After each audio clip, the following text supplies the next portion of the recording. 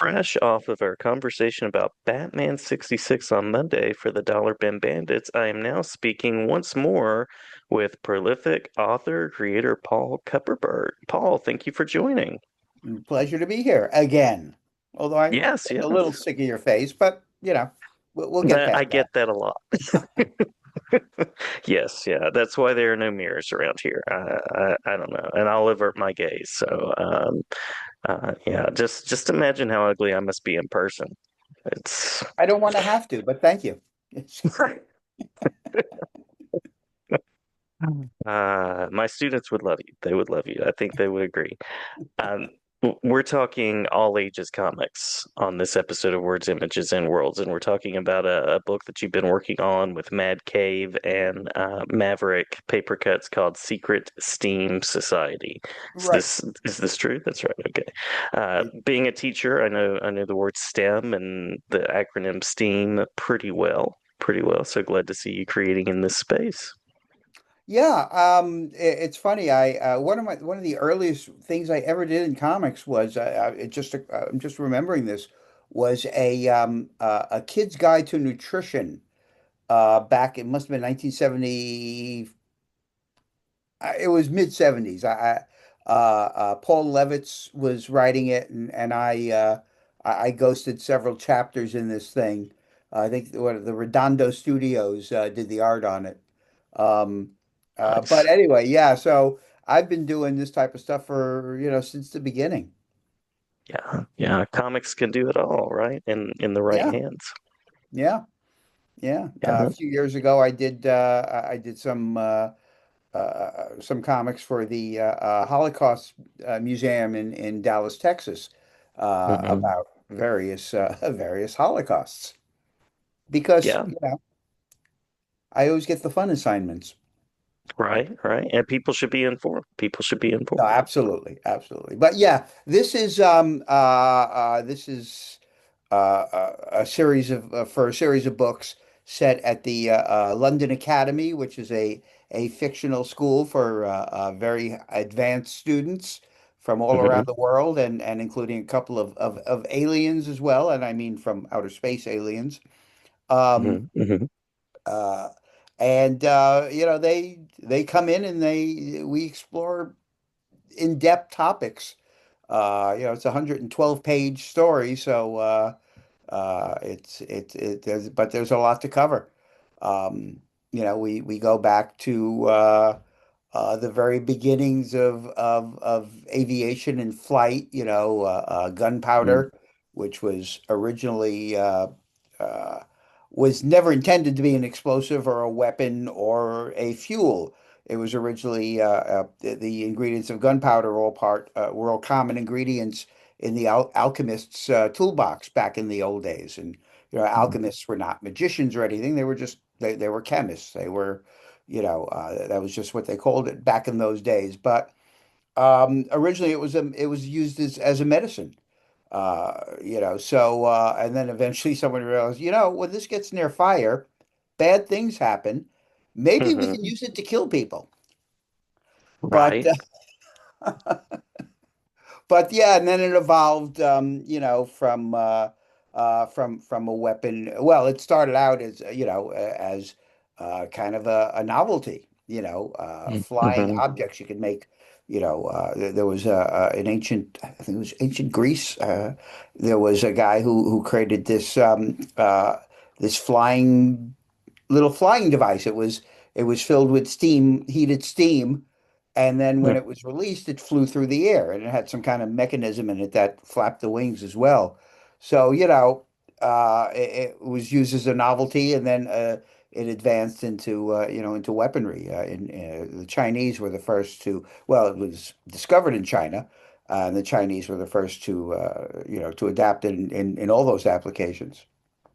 Yeah, yeah, you've clearly done your homework, and I imagine there's also the additional layer of figuring out how to get the information into comics form, make it part of the story, and get those things across too. Yeah, I mean it's difficult. This was the first. I've since written two other books on actually another one on the more general topic of the history of aviation. So I go over Mm. a lot of the same ground in that one, but expanded into other forms of flight. And another one on medicine, the history of medicine. So, you can't just have people sit there and talk about it. That's really Hmm. dull. So well, there's a built-in gimmick in these books, that they have devices where they can travel through time and space and visit anywhere they want. It's like click and they go wherever. So, Mm. they could be standing in the classroom talking about a subject, and the teacher will just hit the teleporter, and they'll be up in outer space in their spacesuits, flying around the space station. So, there's a fantasy element, it's not even science fiction. That's just pure fantasy. But Yeah. so, we get to go through time and space, meet the scientists, meet the innovators. There's long conversation with Isaac Newton, Hmm. talking about his contributions and discoveries and all that. So, you just kind of bring in all these different bits and pieces to make it more interesting.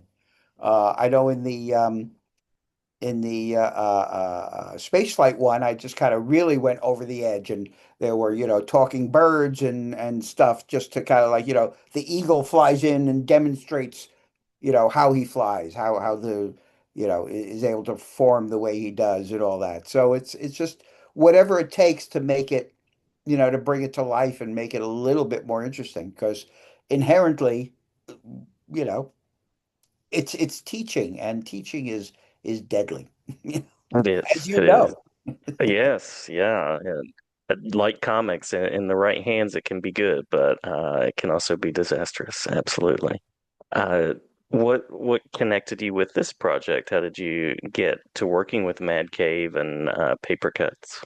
Well, they invited me. I know Adam Walenta, who's Hmm. the editor there, and we've just known each other through conventions and stuff. In fact, he's illustrated a couple of my books, creating portraits of the people I interviewed. So we've known each other and liked each other, and he just when he got the Papercutz gig, he invited me to join the team, and it's been a lot of fun. Cool. I actually talked with him about his series Punk Taco a little Uh-huh. bit back, like last week. So your name has been mentioned in a couple of Zooms that I've been in now. Just keep it alive. Yes, That's it. that's right. I'm glad that he's working with Mad Cave and Paper Cats. That's good Yeah, on them. yeah. So yeah, so I'm looking forward to doing more projects with them as well. So we'll see how things go. Yeah, yeah. It's nice to see comics get created that touch on topics like STEM or STEAM, and it's nice that there are comics being published that you could take to a classroom that all ages can read and you can feel comfortable handing off. I know that's not always the case and wasn't always the case for me as a reader growing up, but I mean, I read it anyway. So there is that role. Yeah, well, I always thought, like, I always say that I was the only kid in my third grade class who not only knew what invulnerable meant, but could spell it. Hmm. And I wasn't reading educational comics. I was reading Superman. I was reading, but it's been demonstrated that vocabulary in comics, even back in those days, was far ahead of the age, of the age curve. Like, they were meant for 8 to 13-year-olds, and the language Hmm. was high school. But it's there. You challenge you. We had a dictionary. I learned how to use it. Yeah, yeah. And I kept using it, reading philosophy from comics to philosophy comics. I mean, Yeah, it's there and it's rich. yeah. And I think there is a kind of inborn thing with kids in comics. I think most kids will, if faced with comics, they may not become crazy geeks like us. They won't become crazy geeks like us, but but they will read them. You know, you put a Hmm. comic in front of a kid and he'll read it. One of the stupidest things that ever happened in my career was I had been hired by World Wrestling, WWE, and I was Hmm. an editor on their kids magazine. And I was hired specifically to create comic strips and help with, sourcing artists and all that and illustrations and I created a whole bunch of strips. I had John Byrne, Steve Lytle, Joe Staten Yeah. drawing them. And the first issue came out, and shortly thereafter, I was let go because, as the editor explained to me, they did a focus group, and kids don't like comics. Who was in that focus group? That's Well, my question. I said to him, did you really do a focus group, or are you just Uh-huh. saying that to justify this? And I didn't get a straight answer. So, Yeah. Yeah, that speaking of deadly phrases, research suggests like who did that research? Yeah, yeah, that's interesting. yeah, Yeah. yeah. But yeah, it's comics are a great tool. Again, not everybody's gonna become hooked, but they will at least take a look at them, you know. It's Hmm. and and information will get absorbed whether they mean to or not, you know. Yeah. Yeah. I'm gonna pause there to give love to Joe Staten, who you mentioned. I've met him a Yep. couple of times at conventions. Wonderful, wonderful guy and an artist that I've spent years appreciating. Joe is one of my favorite people in and out of the business. And we have worked together at least once in every decade since the 1970s. So Nice. it's always a pleasure. Nice. Yeah. Yes. Always glad to see him and to track back to what we were talking about with science and vocabulary. I mean, embedded within the origins of so many characters that I love and that you love and that you've written, there are these complicated concepts. There are these scientific ideas or sometimes historical ideas that have to make their way into the story for it to make sense. So Yeah. it's kind of Well, a great medium. I grew up on 1960s DC comics, which were Hmm. dominated by Julie Schwartz. Um, and Julie had a cabinet in his office, and one shelf of that cabinet was full of science textbooks and pamphlets and all kinds of, factual things. They were from the 1930s and 40s and 50s. But, when he was stuck for an idea, he'd take out one of those books and start flipping through them and look for some science fact that could turn into a story. And his stuff, the science was largely bogus because comic book science is, but there was Mm, always a nugget. There was always a yeah. nugget of scientific truth in those things. The atom making his costume out of some, material from a white dwarf star and picking up this chunk of white dwarf star, going, "Boy, this is really heavy." When in reality, a piece of white dwarf star that size would weigh about the same as the Earth. Right. It is really heavy. But but at least it got, it introduced me to these concepts. And then when I got a little older and started reading science fiction, and started, you get an encyclopedia in the house and you start checking that stuff out. And it all comes together. It doesn't have to be well, I guess these days it does have to be spoon fed. But, you know, when we were growing up, information didn't have to be spoon fed. We were encouraged to investigate. I don't Yeah. know. Do what do you teach? What grade? I teach high school English and I've taught High middle school. school Okay. and college. Yeah. Okay. Do are they taught how to use a library anymore? They are. Yeah, we have a Okay. great media specialist Oh, that will good. do Good. lessons with them and all the tools, all of the things. And then some students do want you to spoon feed them information. I have really cool kids that are inquisitive and will go find. But I'm also very frustrating because I like to answer questions with questions, and I can Yeah. usually tell when somebody's trying to to skimp out on their thinking and try to let me just give them the answer. And I'm like, no, that's not how critical literacy works. Hmm. Now, what did you mean by that? Let's look back at what we're talking about. So I'm one of those guys. I am annoying that way. I was an English lit major, so I'm right there. Yeah, I yeah, can got to think about it. I can bull my way through an essay as good as anybody. So, That's right.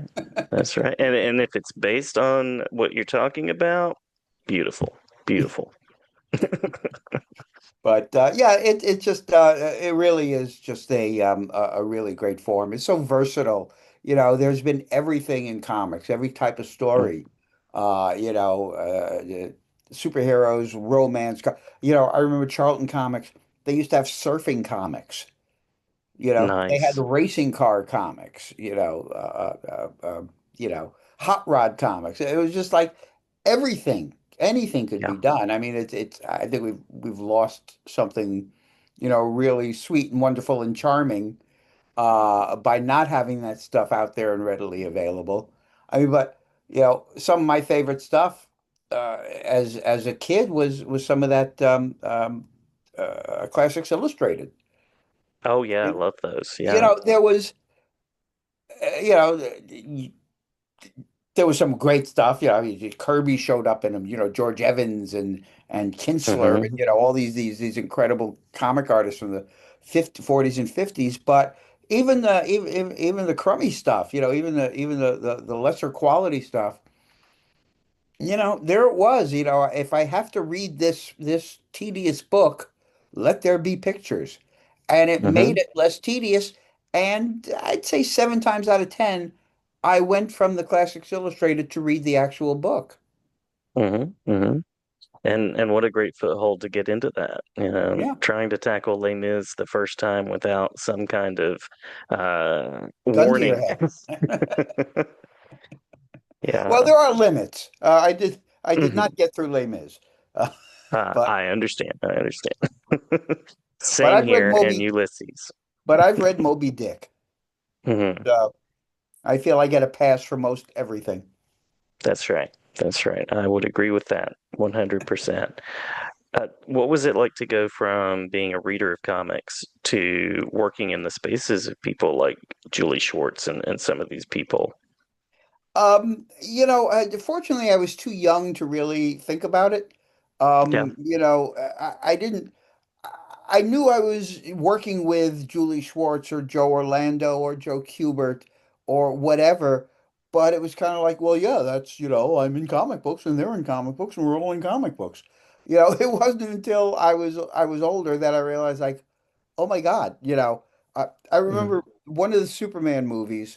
There was an employee, a Warner Company screening in a theater on 42nd Street, and we're all waiting online outside, behind the ropes to get let in. And as I'm standing there, Neil Adams and his wife and daughter walk by, and I wave and I say, "Hey, Neil," and Neil goes, "Hi, Paul. How you doing?" And he's like, "Fine." But inside, 11-year-old me is going, "Neil Adams knows my name." Yeah. Right, right. It took being a little older to realize, like, how fortunate I was to be able to not only work with but get to know a lot of these guys. Yeah. And Julie Schwartz wasn't just an editor, he was a friend. He was a guy I could just go in and sit down and spend some time with, just, not business. Even after when he retired, he still came to DC every week. I forget if it was Wednesday or Thursday. He had an office, editor emeritus, and he had an office up there. And he'd come in and, use the telephone and mail stuff out to friends and whatever. And every week, I was working. I was on staff, so every week I made sure I was there visiting Julie, because he's Julie Schwartz and he deserves to be honored. Hmm. Yeah. Hmm. Yeah, So absolutely. Yeah, that leads me to a question about collaboration. with artists, just thinking about collaborating with editors and fellow writers, I'm curious about the collaboration on Secret Steam Society, but I'm also curious about through the years some of the bright spots of collaboration that you've enjoyed. Well, I get this question a lot. Collaboration is kind of a big term. Hmm. It Hmm. mostly, I'd say 90% of the time we work, it's more of an automobile assembly line. Hmm. I do my part. It moves down the line to the penciler, to the letterer, to the inker, to the colorist, and the editor is the conveyor belt. He's moving it along. Not a lot of collaboration most of the time.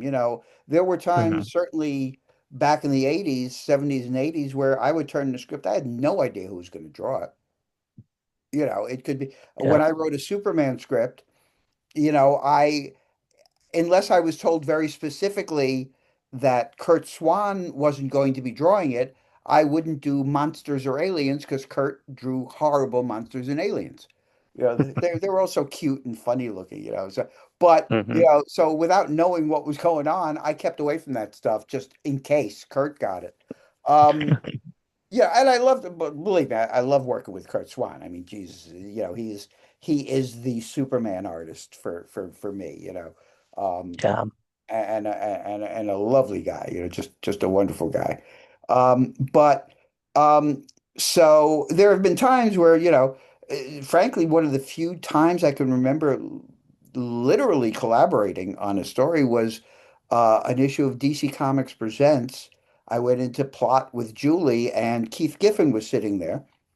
And Julie Hmm. said, Keith is going to be penciling the issue. Do you mind if he sits in? Not at all. I knew Keith. He'd been around for a while. And we started plotting this. It was Superman and the Doom Patrol. And, we started to talk about villains or whatever. And Keith threw in that he had this idea for a character. Wasn't exactly a villain, but thought it could be fun. And that was Ambush Bug. Oh yes, yeah. Yeah. Hmm. He described it as Bugs Bunny with a teleportation device. And Nice, nice. on that alone, I went, let's do that. But There's the that was pitch. really one of the few times, and I'm sure I didn't write a full script to that because looking at it later, there are too many, 8, 9, 10, 11 panel pages that I never would have had the nerve to give to, to write for an artist, in those days. So I'm pretty sure Keith just did it off of our conversation of the storyline. So, but other than that, it was usually a full script or a full plot. I didn't, even if I worked so-called Marvel style, um, I would always do it essentially worked out to a panel by panel breakdown, page by page, panel by panel, because as I'm writing and I go, oh, this would be a good spot for, and I'd have to include it or I'd forget it when it came time to actually, write the script. So, or dialogue the story. So, collaborate. So this is a case of full script. The STEAM Society stories are full script. Bill Walko drew this first one, did a great job on it. I was available for questions and problems or whatever, but you know, it had moved down the assembly line. Yeah, yeah. Well, and good for people to know that and to kind of have insight into how, I mean, a lot of times you write something and what you get back, it's an uncertainty, right? You're not sure Oh, exactly sure. how it's going to look. Yeah. Sure. I mean, there have been time. I'm sure there have been times. You know, Archie Goodwin and Walter Simonson, I'm sure, collaborated on Manhunter. Hmm. An actual collaboration. But no, for the most part, I think there's probably less of it these days because I think there's more certainty of who the artist is going to be. The teams are more settled. Back in the 70s and 80s, it was kind of like, holy, we're late. Whoever, you know. I look back at some of the stuff, and there's like, different people on trips month to month because, it was just like who's available, who can get it done. Hmm. Nobody, it doesn't matter who does it, you know. There used to be, Yeah, it didn't really matter. As long as the story was there, nobody cared who wrote or drew it, you know. yeah, I yeah. think that was Making their those thinking. deadlines. Well, but their thinking back then was that, like Yeah. before fandom became, you know, overwhelming and deadly. It it used to be like we're the publishers, we know what they want. Hmm. Hmm. I remember turning that age. I don't remember exactly when it was, but when I started noticing the names of people in the front of comics and noticing the style a little bit more and going, oh, that's that person. And that's why I also like this issue over here because they wrote that or they drew that. Sure. There is kind of that like aging point as a reader. Yeah, well, you start looking beyond the pictures and I noticed at some point that all of my favorite books, oh look, there's this little tiny credit down there in the indicia. They're all by this Julia Schwartz. I don't know who she is, but all my favorite stuff was being edited, whatever that is, by this one person. Well, I knew what Hmm. it was. I looked it up in the dictionary. I saw the word editor. It's like, what's that? Exactly. So I looked it up. But yeah, it was, and I also noticed, all right, he uses the same artist, Carmine Infantino, Gil Kane, Hmm. Murphy Anderson, all the best people were working on all the best books for Yeah. obviously the best editor, you know. Yeah, yeah. As far as a writing craft kind of question, as somebody that has written multiple books at once, you've written about comics, you've written comics, and you've written about media. I'm always interested in kind of what gets people in that zone of writing. Is there a particular ritual? Is there something that you do that gets you into that, or is it like, okay, it's this time of day, I'm gonna sit It's down this and time of day, it's my job, nice. The like Stephen King method. yeah, no, like I say, if I was a bagger at the supermarket, I wouldn't say, no, no, I'm not in the mood to bag right now. I just get there and I bag. I like get it done, you know? Yeah. Um, if you're not feeling it and you turn out some crap, all right, you've turned out some crap. Rewrite it, fix it, it'll be better tomorrow. Mm-hmm. But yeah, there's no magic to it. People try to mystify the process, and it's just a matter of if you have the ability to do it, you either do it or you don't. Hmm. Not everybody does. Like I wish I could draw, but I can't, you know. I don't think it's magic. I just think it's an ability that that person has that I don't, you know. Yeah.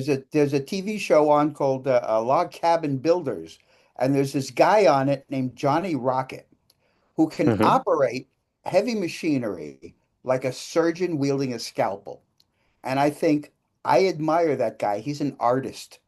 Hmm. He can pick apart a log cabin with uh, with heavy machinery. Um, Yeah.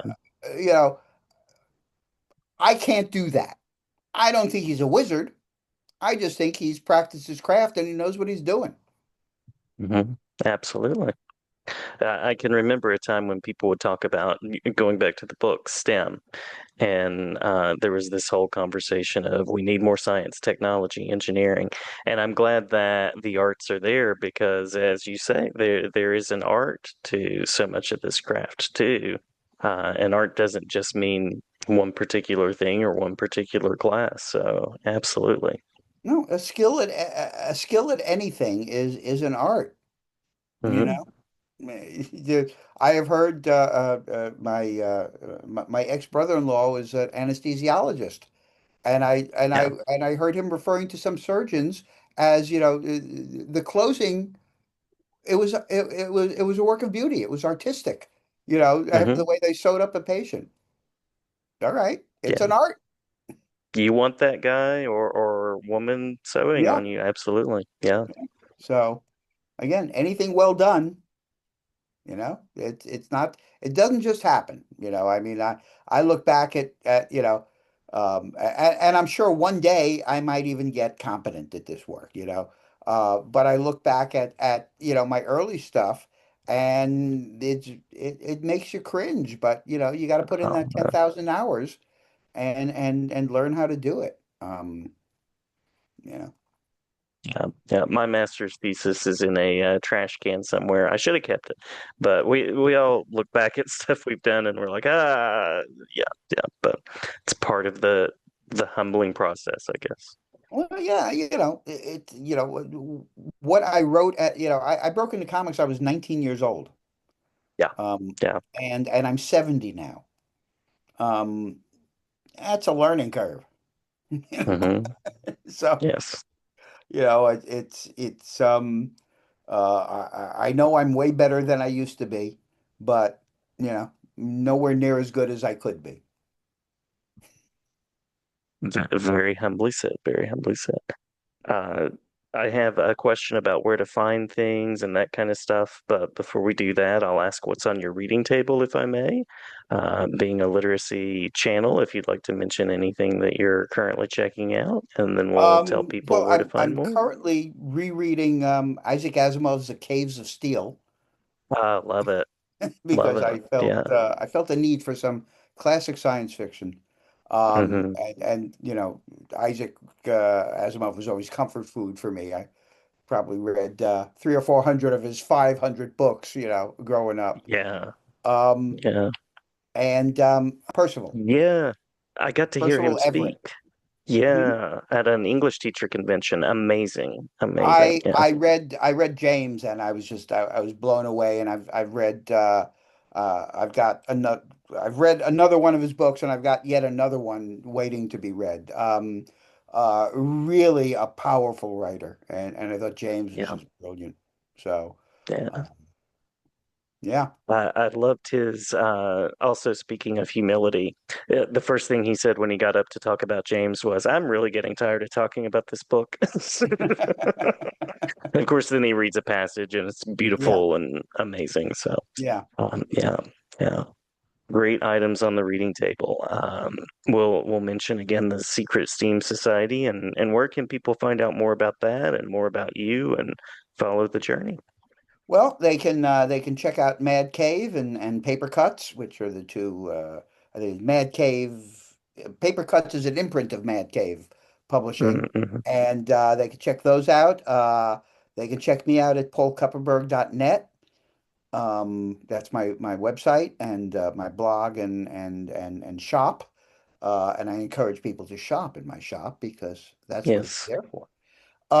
And I'm also on Facebook and Threads and Blue Sky, and usually available there. So come say hi, but don't nudge me or Sounds I'll great. block. That's right. That's right. Be polite. Be Yeah. polite or you're gone. That's it. Yeah. Yeah. I hear that. Well, great to talk with you again. Certainly Thank glad to you. talk with you anytime. Did we And miss I'll talk to anything you that you again want on to what, make sure? Friday? It's Yeah. Yeah. Yeah. We'll every other every other day we'll day just now. talk. Yeah. Okay. That sounds good. Sounds good. Did we miss anything that you want to make sure to include before we close out? No. I would if people are interested in comic book history, a bunch of my books have been interviews with my fellow creators, talking about various aspects of the comic industry, including one book which is dedicated to the people I came up in the business with in 19 in the mid 1970s. It's Paul Levitz and Michael Uslan and Steve Mitchell and a whole bunch of people who were, Barbara Zakis, who were Hmm. at DC in those days. So, if you're interested in that kind of stuff, it's there. Absolutely. And those are also people that have influenced those stories across media. There's the literary history, so author and historian Paul Kupperberg. I try. I'm currently doing interviews for the next book. So, Cool. Um, yeah, Yeah. Well, glad to have you back to talk about that project. Any other project or just to chat, and great to speak with you anytime. thanks very much, Jason. It had a fun.